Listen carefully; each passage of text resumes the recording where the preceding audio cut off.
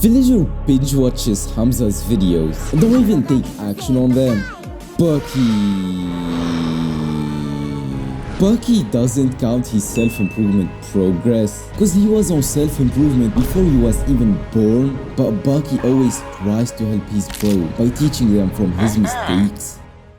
This is not gonna be a short hyper-edited video. This video might save you years of your life, so give me your attention. I'll make the video chapters down below, so if you're not interested in a lesson, you can skip to the next one and vice versa. And the first lesson that I've learned, your purpose will change. Summer 2022, about 3 months in my self-improvement journey, I finally cured my procrastination and my addictions, thanks to Hamza. Dedicated almost 100% of my time and attention to my last anime channel. I wasn't even socializing.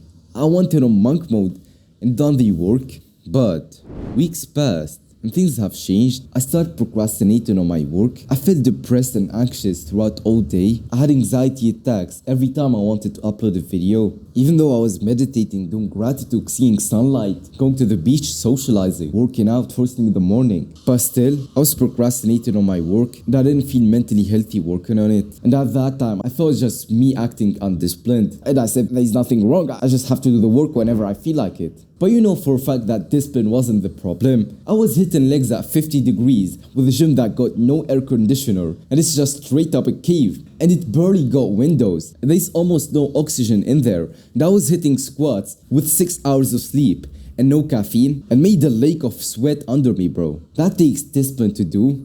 And so you know for a fact that discipline wasn't the problem. So why was I feeling depressed and anxious every time I got to do the work? Let me answer it. My purpose has changed and I wasn't working on it. And of course it will. I got on self-improvement. I got back to praying and leveled up my faith in God. My whole identity changed. I went from that weeb who's binge watching anime and fapping 3 times a day to some weird ass porn, making degenerate anime memes about them, and maybe hitting the gym in the evening and then wonder why he had a shitty workout, to that one guy who's waking up at 6 AM, doing cold showers, eating clean, meditating, not doing any single bad habit throughout all day, working out early, and dedicating every single minute to work on his goals, but he was still making degenerate anime memes. That is wasting your time and will make you wanna watch some porn and hentai afterwards. So of course I will not be authentic making those videos. Of course my purpose has changed. And I already got the idea to make a self-improvement channel months ago. So that was kinda like my new purpose. And at that time I obviously knew about purpose and purpose shift. I kept journaling for months while coping with that channel. But I didn't truly know if my purpose has changed. Every time I got to a conclusion, I said, I'm just procrastinating and I'm not disciplined enough to do the work. But as I said,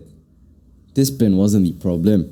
And so I kept coping with that new purpose and said, after I get following on this channel, I'll make a self-improvement channel and get them on self-improvement. Now I already have 500 subs and I'm one step away from that exponential success. I'm not gonna lie, bro, I was.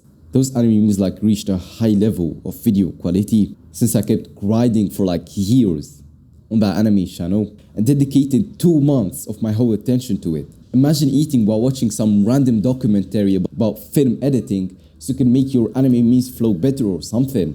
And I set some big ass goals for that channel and I already thought of every single way of how I'm gonna make income from it. I just have to keep constantly uploading so I can get to that exponential success and get millions of views, bro.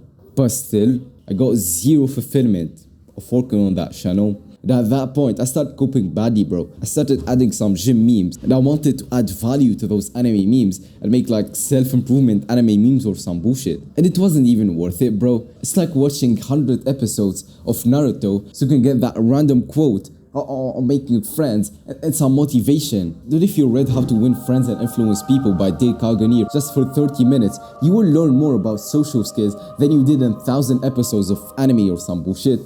Those weebs annoy me, bro. They say anime is productive, bro. It's teaching you life lessons. Shut up, bro. So I kept coping with that state for a while. But one day I had like a deep conversation with my bro and I kinda coached him to self-improvement. And after that conversation, bro, I weirdly felt fulfilled. Even though I said this could be a waste of time and I should dedicate more time to my anime channel. But still, I I felt weirdly fulfilled. Fast forward 2 days later, that just came from my gym, and I started procrastinating on doing the work again. And I said, I'm not doing this anymore. I don't want to make anime memes anymore. I don't care about the channel dying. I don't care about the 500 subs I got or the experience from making anime memes. I just don't care anymore. This is probably not what I should be doing. So I went to delete my anime channel.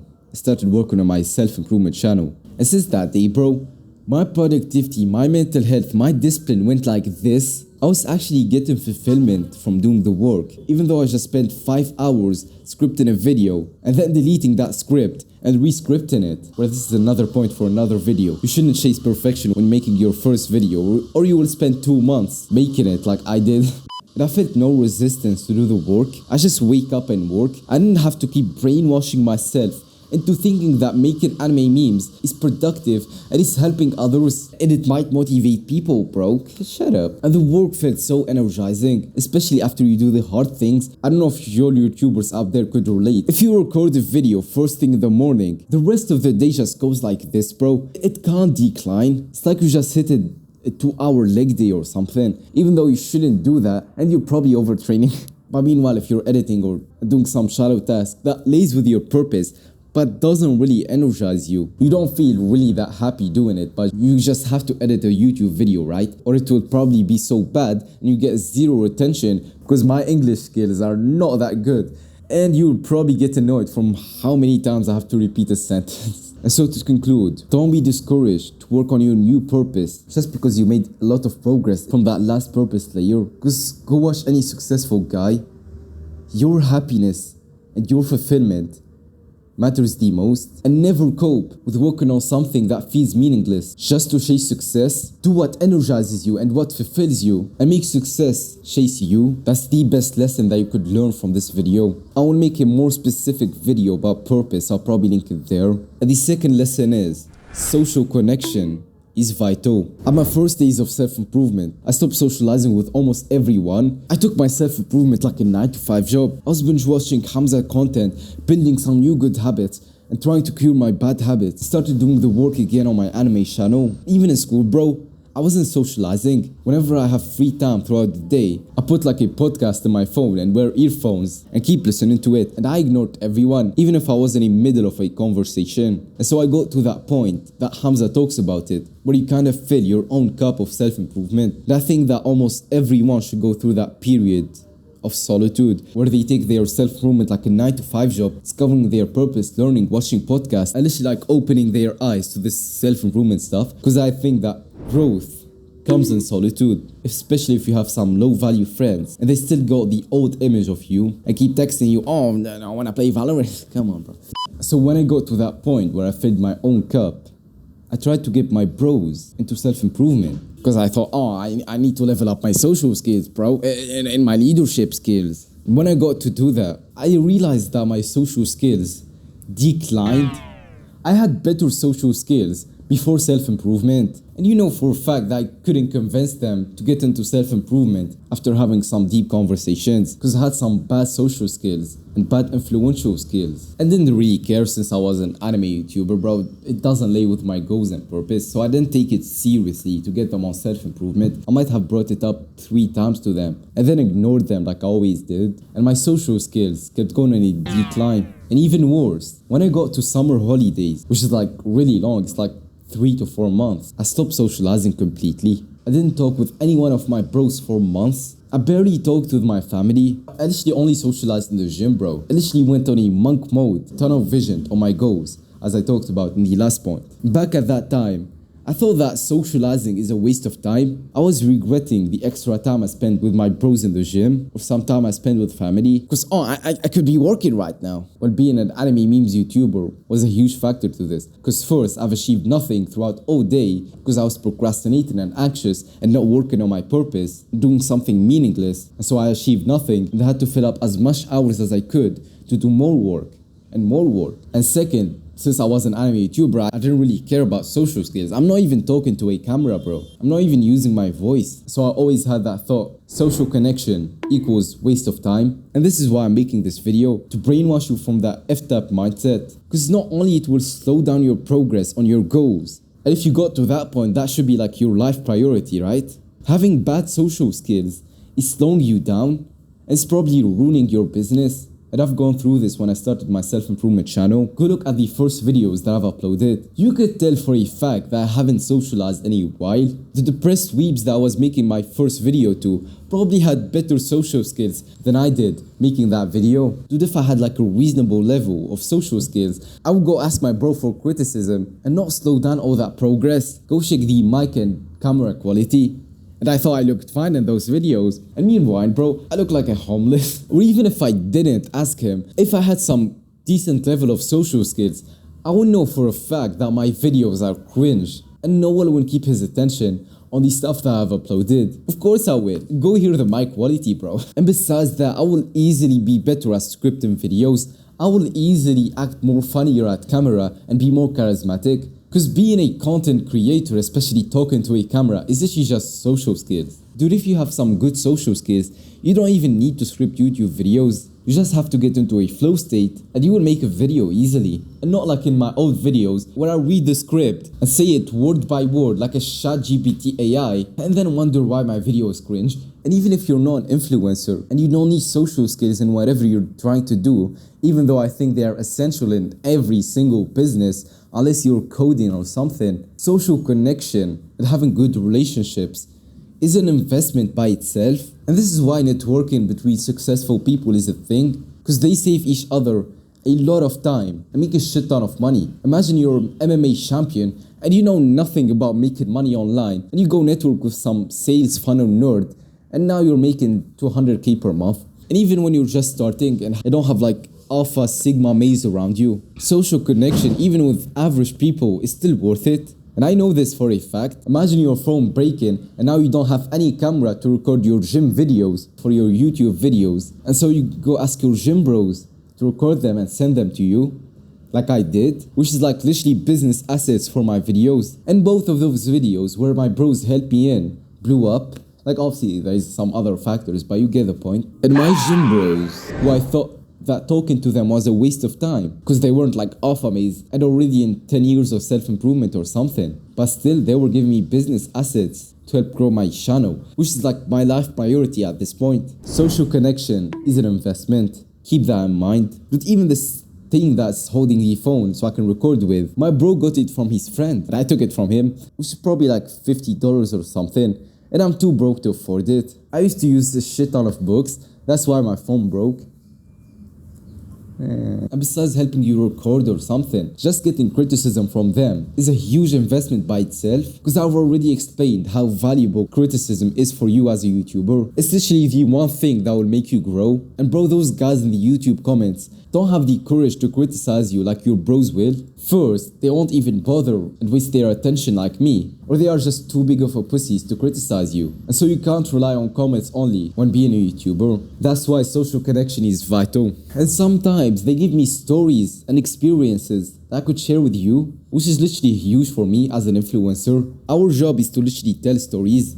And the more stories you got, the more successful you'll probably be. And this is kind of an example of what this book called How to Win Friends and Influence People says. Everyone has a diamond inside of them that will help you achieve your goals and purpose. But you gotta have some good social skills and a low-ass ego to take that diamond from them and use it to your advantage. And weirdly enough, this point is so true. Almost every time that I have a conversation with someone, I always get some value from them that's helping me achieve my goals, even from my low value friends, even from my grandpa, bro. Some strangers throughout the street, I could get some value from everything, but you gotta have enough good social skills to get that value from them. And now besides that, social skills and social connection is huge to help you achieve your goals. It's the most important factor to being mentally healthy. Dude, I was lying in my old cringe videos. I said, I'm the happiest I've ever been living this dopamine detox life, bro. Quit fapping and playing video games and work on your purpose so you can live this life. And meanwhile, bro,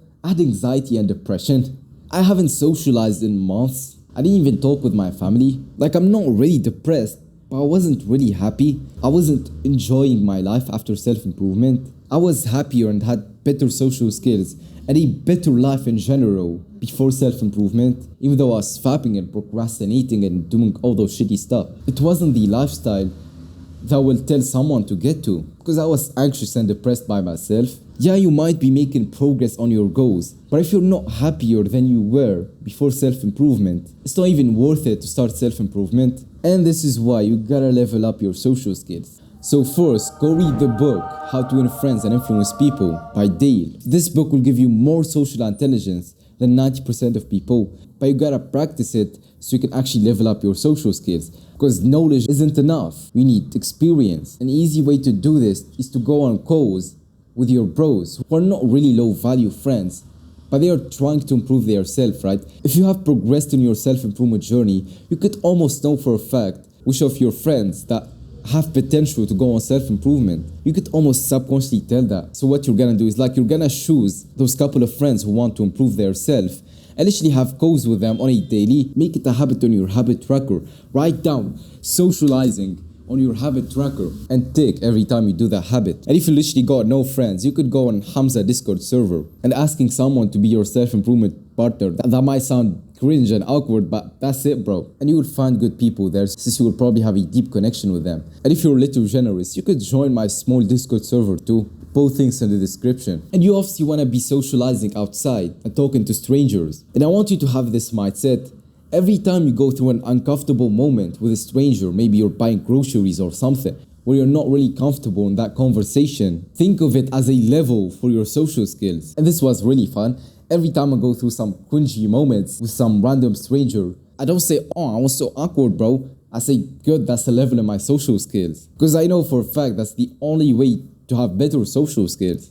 And the third lesson is to keep scientifically optimizing your workouts and your diet. Now let's first talk about diet. If there is one thing that I could tell you to do to 10x your productivity, is to optimize your diet. Let me tell you my story. Back in summer 22, where all that shit happened, I would wake up and have oats first thing in the morning, which if you didn't know, is quite high in carbs. And on top of that, I added a spoon of honey and fruits and every source of carb that you could think of. And I was eating it first thing in the morning before I do any work, because I need carbs for my workouts, bro. Which was an excuse for me to add some sugary bullshit to my oats. Anyways, that's not the point. And after I ate those oats, I always felt sleepy and tired. I couldn't do any work. I used to go for walks and get some morning sunlight, bro. But still, I felt sleepy.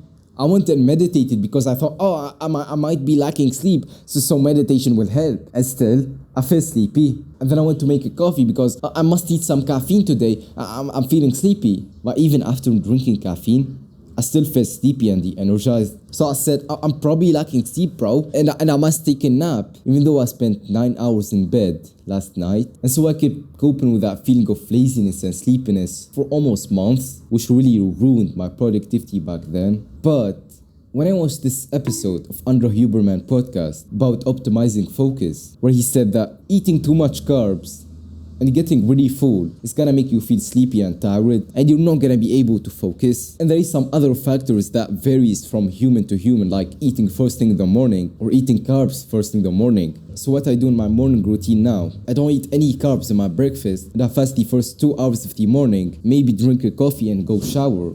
And I will have like superhuman productivity in the morning. And then I could have my breakfast, which is always 4 eggs, which doesn't even make me feel sleepy. So I'll go back to do my work and I'm tunnel visioned again. And this is why you gotta optimize your diet. General advice that I would give to anyone is to fast the first 2 to 3 hours of the morning, because fasting is huge for your productivity. To this Ramadan right now, and I haven't ate since yesterday, and I'm making this video and I'm feeling way more energized and focused than I am on a normal day or something. Because digesting is like one of the hardest things that you could do.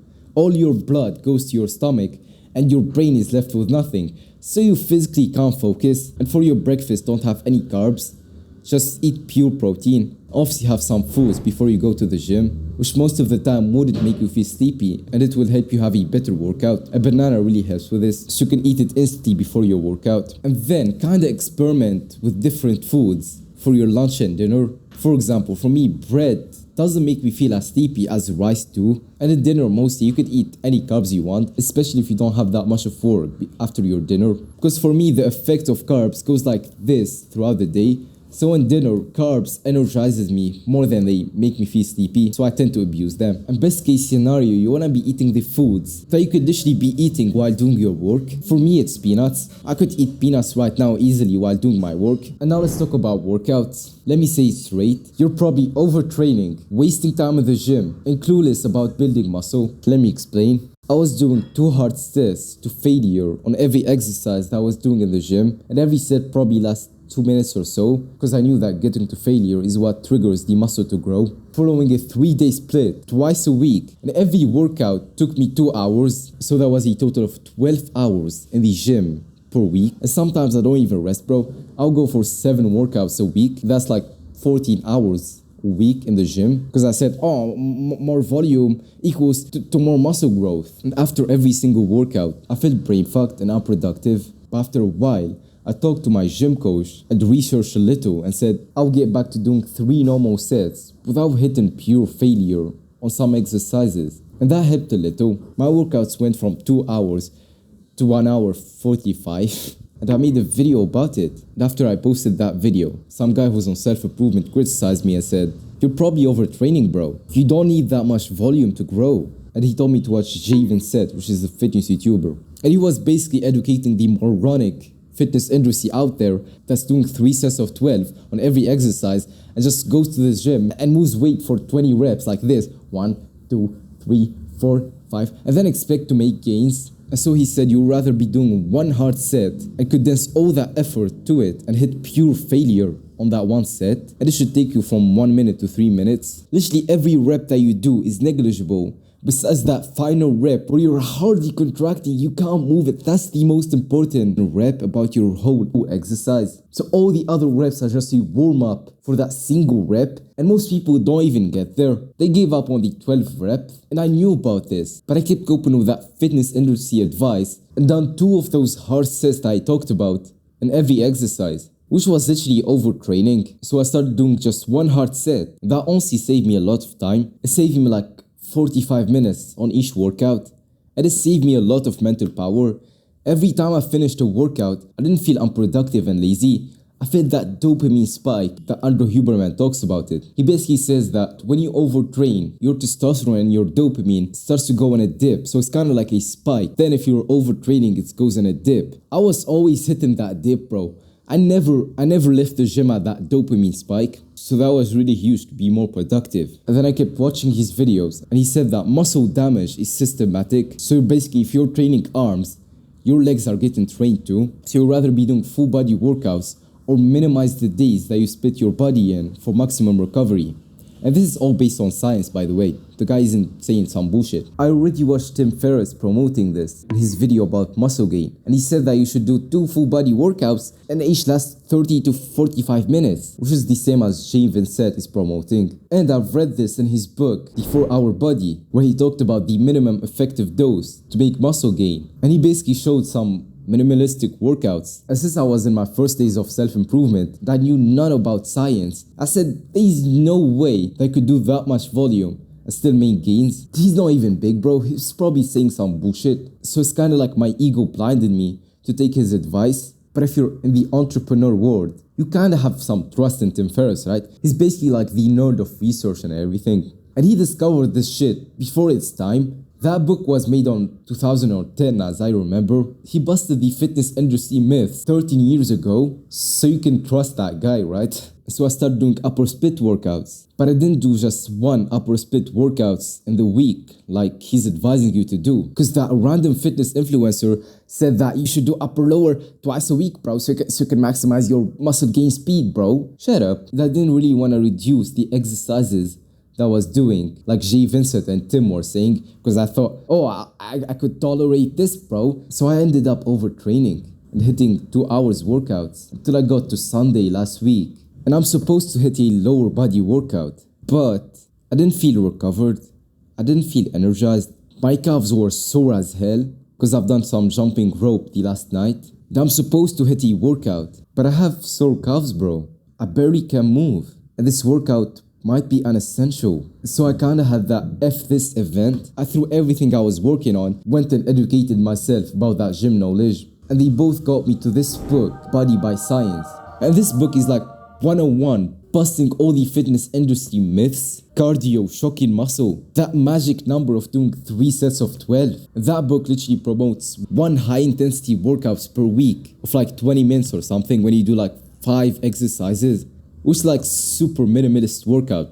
You should obviously add some exercises to it so you can maximize your gains and your aesthetic look. But for average people, that's probably enough. So that was kinda eye-opening for me. I've been doing 2 to 3 hours workouts at least 5 times a week since I started hitting the gym. And I kept watching more Jay Vincent videos and everything. So I didn't go work out like a dumbass because I still felt like crap and overtrained. And I probably bitched my workouts. And I switched to doing 3 to 2 full body workouts per week. And each lasts like 1 hour and 50 minutes, which is like more than the recommended time. But you still have to train some small muscles like your neck and your calves or some bullshit. So that would take you some time, but it wouldn't really fatigue you. So I went from doing 7 to 6 2-hour workouts a week, that's probably not getting me any results, to 3 hour 15 workouts per week. And so in total I saved 7.5 hours per week. Multiply that for a month. See how much hours I was wasting in the gym. And you probably are too. And this was really huge. I actually have time to train for martial arts so I can become a true Bucky.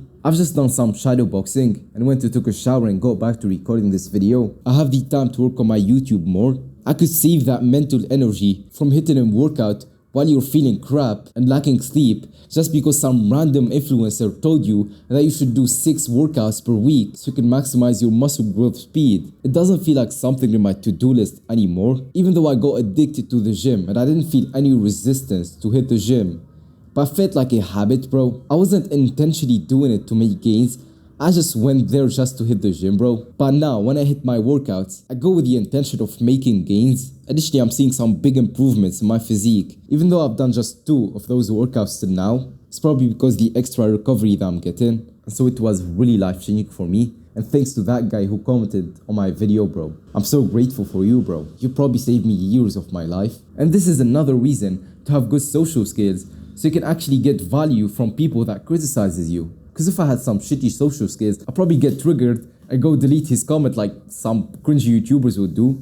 And this advice might sound weird to you if you're like an average gym goer, because no one is doing 2 full body workouts of HIIT training while doing 1 set to failure per every exercise. But if you're on self-improvement, you know for a fact that you should be that one guy who's doing the hard thing that's totally different from everyone else, and he will get him the better results faster and more efficiently, because you don't have that big ego and will only listen to Chris Bumstead advice just because he's Mr. Olympia or something. So I highly suggest that you read the book Body by Science. It's gonna open your mind to like all the fitness industry myths. Alright boys, we just changed to a new setup. I like to call it the nature vibe setup. In the 4th lesson, you're gonna change internally more than externally.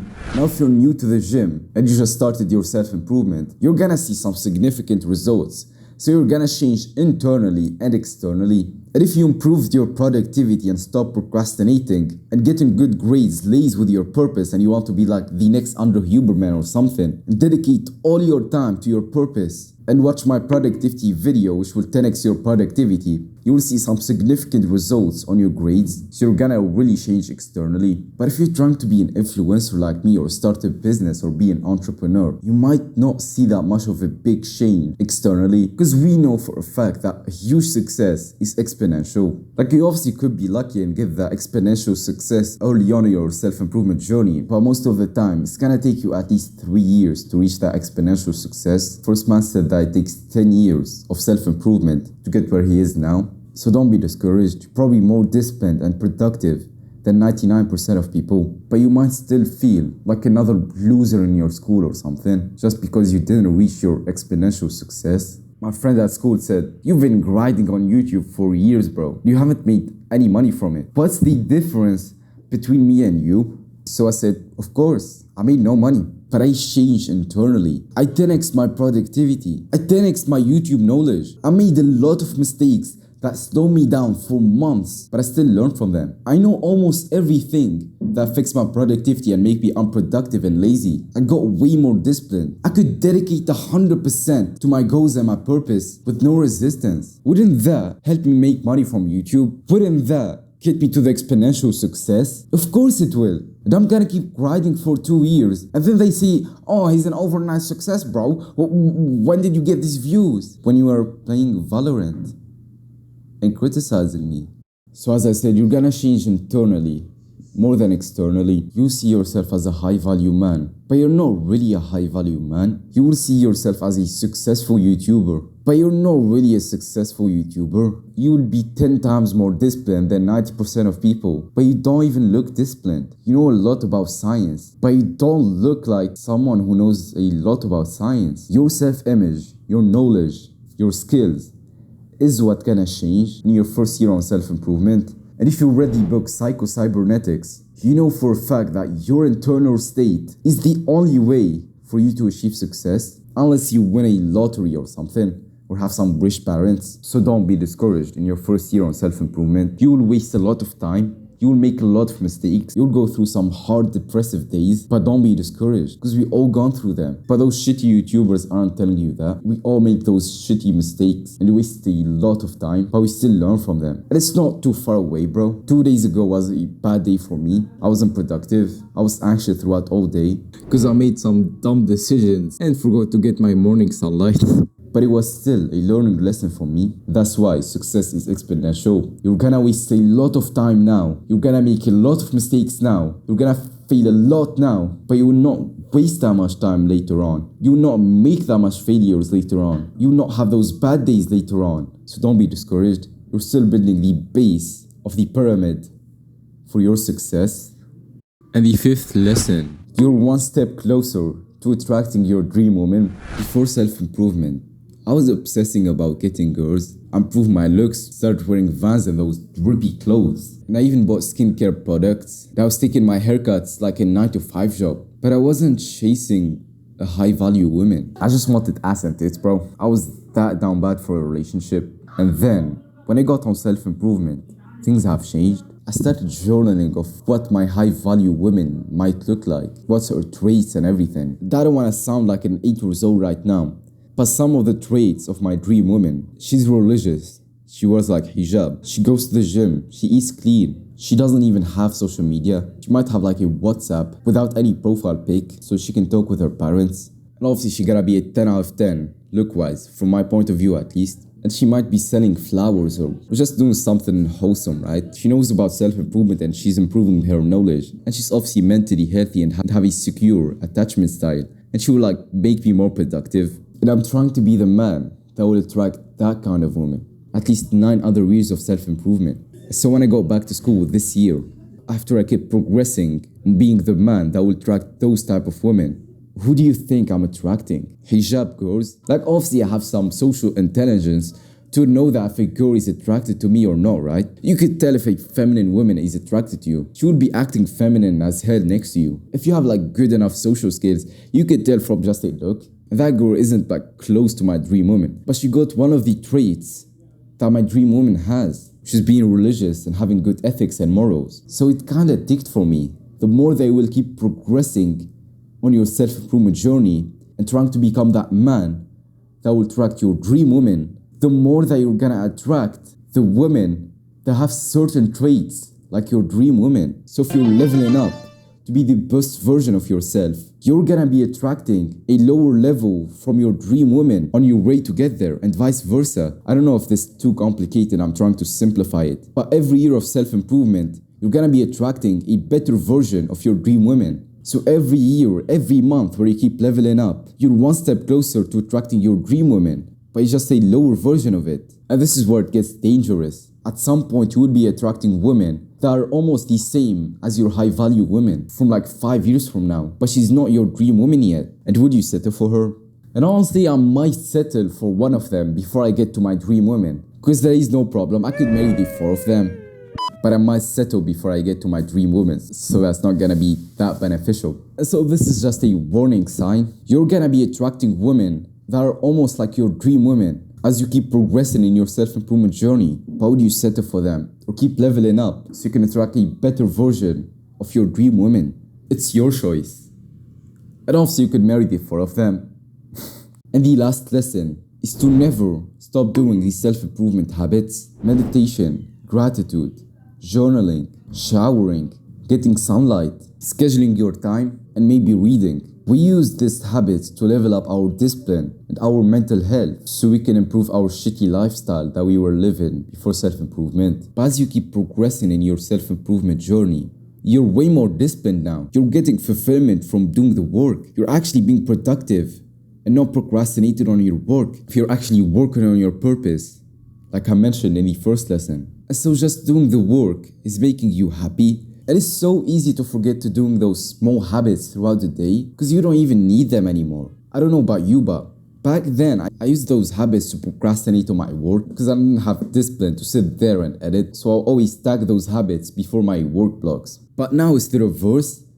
You just want to wake up and do the work. Now that's good and everything. And I've gone through this. I stopped meditating, doing gratitude or journaling. I even stopped scheduling my days, bro. I still showered and took some sunlight in because it really helps with your sleep and everything. But for those other habits, bro, I didn't think they were really necessary. I was praying instead of meditating, so I said, why keep meditating, bro? Which is a whole different thing to breath work, as I explained in the wet dream video. And why do gratitude? I'm already doing dua and appreciating God for everything. And why would I schedule my days? It's getting repetitive, bro. And so I kind of destroyed those habits, right? I might schedule my days here and there or meditate here and there, but I'm not doing it on a almost daily basis. And it got me some negative results, especially not scheduling my days, bro. That affected my productivity a lot. Like when your routine gets repetitive and you're working on a big project or something, you don't have to schedule your days. But if it varies a lot and you're going to school or something,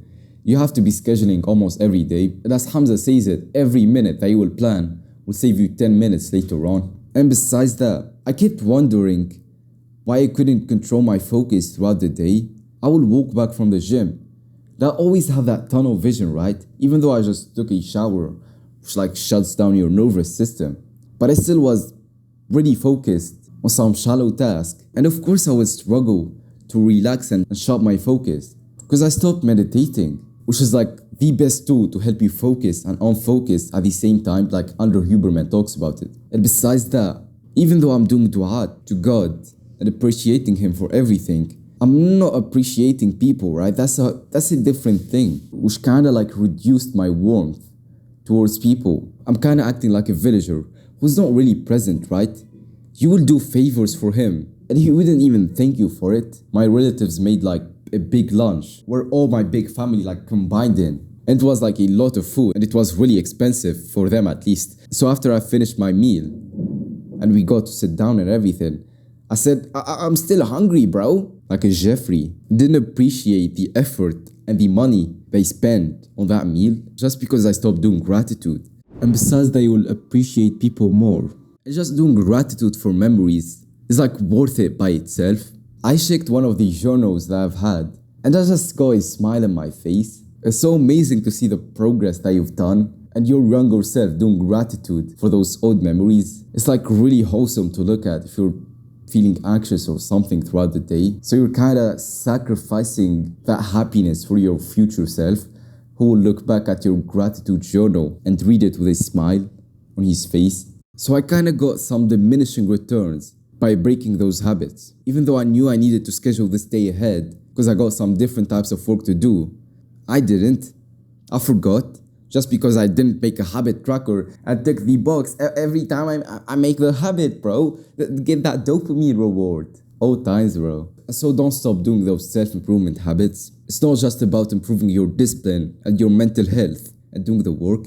They got like small benefits here and there. That's kind of worth the minutes that you're gonna invest too. Especially meditating, bro. It's vital for your productivity.